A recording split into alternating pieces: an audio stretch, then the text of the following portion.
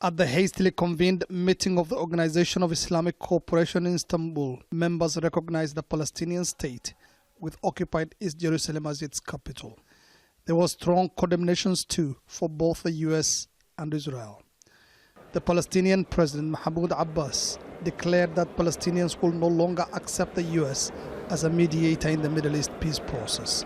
In his strongest statement yet since Donald Trump's announcement, Abbas called the move a crime and urged the UN to take over the peace process. The United States chose to lose its role and eligibility as a mediator and not to have a role in the political process. We will not accept any American role in the political process from now on. The U.S. is biased to Israel. That is our position. This is a major crime that requires us to come out with decisive decisions that protect the identity of Jerusalem until we end the Israeli occupation of the state of Palestine. The summit was convened by the Turkish President Recep Tayyip Erdogan, a self-proclaimed champion of the Palestinian cause. I would like to call all nations around the globe to respect international law, to rise up and recognize Jerusalem as the occupied capital city of the state of Palestine. We will never give up on our demand for a free and sovereign Palestinian state, the capital of which is Jerusalem. And as Islamic countries, we condemn the violence of Israeli soldiers vis-à-vis our Palestinian brothers and sisters protesting the latest decision of the United States.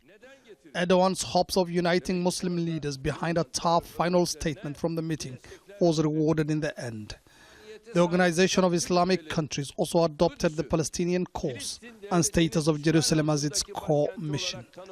Also at the meeting working Abdullah of Jordan, the Lebanese President Michel Aoun, the Emir of Qatar Sheikh Tamim bin Hamad Al Thani, and the Iranian President Hassan Rouhani. They called on Muslim nations to unite to defend the rights of Palestinians.